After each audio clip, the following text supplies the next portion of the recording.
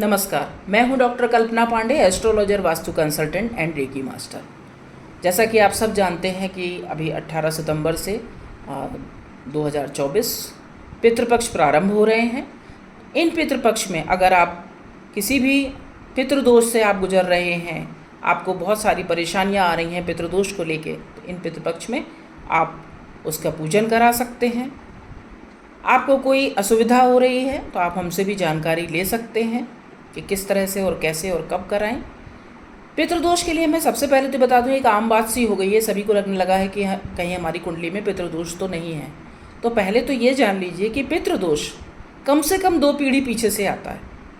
क्योंकि अभी जिस जनरेशन में आप हैं, तो आप अभी आपकी जनरेशन में अगर इस समय पे कोई परिवार का चला जाता है, मान लीजिए किसी भी आपके चाचा ताऊ या आपके परिवार में कोई भी अगर चला जाता है, अल्पायु में जा रहा है या पूरी उम्र लेकर के जा रहा है, किसी का भी अगर स्वर्गवास होता है तो तुरंत ही पितृदोष नहीं लगता है।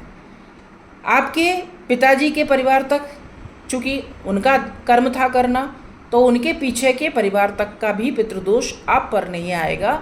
आपके पिताजी पर, आपके दादाजी पर वहाँ तक रहेगा जो पुराने पूर्वजों का जिन्होंने नहीं किया होगा। अगर पीछे की पीढ़ी अब नहीं है, किसी के मान लीजिए कि माता पिता का भी देहावसान हो चुका है, तो फिर उसका कर्म और धर्म बन जाता है कि वो उन सबको मुक्ति दिलाए और सारे पूर्वजों का जिनका अगर नहीं हुआ है तो वो करें। क्योंकि सभी को उम्मीद होती है, पीछे परिवार के सदस्यों को आपसे ही फिर उम्मीद लग जाती है कि आप कुछ उनके लिए करेंगे। बहुत से लोग साल भर में देखते हैं कि उनके नाम पर अपने भोजन कराते हैं किसी को या दान पुण्य करते हैं। तो हम आपको एक बात बता दें कि जिनके नाम पर आप भोजन कराते रहे हैं, ये ज़रूरी नहीं है कि वो भोजन उन तक ही पहुंच जाए, क्योंकि केवल पितृपक्ष में उनके पास पूरा अधिकार होता है कि जिस परिवार में जो काम किया जा रहा है वो उनको प्राप्त होगा और वो अधिकार से आपका भोजन ग्रहण कर पाएंगे।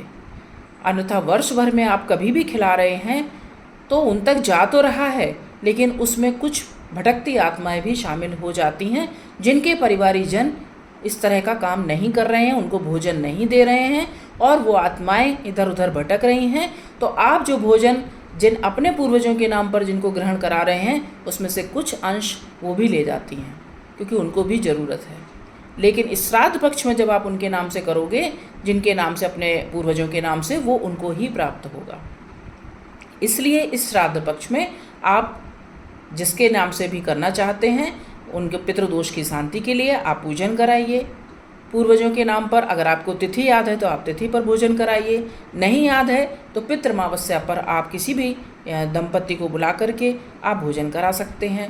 आप किसी ब्राह्मण को सपत्नीक बुलाकर भोजन करा सकते हैं। भोजन उसको कराइए, उनको दान दक्षिणा दीजिए जिनके आप पैर छू सकते हो, क्योंकि भोजन कराने के बाद उनके पैर छूना जरूरी है और उनको दक्षिणा देना जरूरी है। कोरोना काल में बहुत सारे परिवारों के कुछ लोग अल्पायु में चले गए, कुछ कोरोना का शिकार हो गए, मध्यम आयु में चले गए, तो उनके बहुत सारे लोगों के संस्कार नहीं हो पाए। उनके संस्कार करना ज़रूरी है। देखिए, दुख तो सबको होता है कि परिवार का सदस्य चला गया, बहुत से लोग इस दुख की वजह से नहीं कर पाए। कुछ लोगों के यहाँ परिवार में ही कोई नहीं है जो कर पाए, लेकिन उनका कोई भी करे परिवार में, पर करना ज़रूरी है, क्योंकि तभी उनको शांति मिलती है, तभी उनको मोक्ष प्रदान होता है। और सच मानिए, वो आशीर्वाद भी आपको लगेगा, क्योंकि किसी की भी आत्मा को अगर आप शांति दे रहे हैं तो इसका आशीर्वाद आपको लगेगा। इसलिए पितृपक्ष में आप जिसके नाम से भी भोजन कराएंगे, जिसके नाम से भी दान करेंगे, वो उनको ज़रूर प्राप्त होगा। गरीबों को भोजन कराइए, गरीबों को दीजिए, वो भी उनको लगता है, क्योंकि इस पितृपक्ष में तो आप सिर्फ उनका नाम भर ले लेंगे तो वो उन तक पहुंच जाएगा। दूसरी बात, बहुत से लोग पितृदोष से परेशान रहते हैं। मैं एक बहुत छोटा सा आपको उपाय बताती हूँ कि अपने घर में एक घड़ा जरूर भर करके रखिए हमेशा। पुराने ज़माने में हम लोग घड़े का पानी ही पीते थे।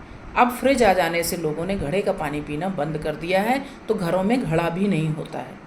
घर में एक घड़ा जरूर रखिए, और उसको ये मान के मत रखिए कि पूर्वजों के लिए हमने रखा तो इसका पानी नहीं पी सकते हैं। आप ऐसे रखिए जैसे कि आप पानी पीते हैं उस घड़े का। उसको कंटिन्यूसली में पानी चेंज भी होना चाहिए, उस पानी को यूज़ करते रहिए, क्योंकि घड़ा घर में रखने से पितरों को बहुत शांति मिलती है। और आपको बताऊं कि पितरों को भोजन से ज़्यादा पानी की ज़रूरत होती है। आप अपने घर में घड़ा रखेंगे तो आप देखेंगे पितृदोष से बहुत ज़्यादा शांति आपको मिलेगी। आपको आगे भी बहुत सारी जानकारियाँ ऐसी देते रहेंगे। कुछ भी आपको पूछना है तो आप हमें मैसेज करके पूछ सकते हैं। आगे भी आपको इन्हीं जानकारियों के साथ आपके समक्ष प्रस्तुत होंगे। धन्यवाद।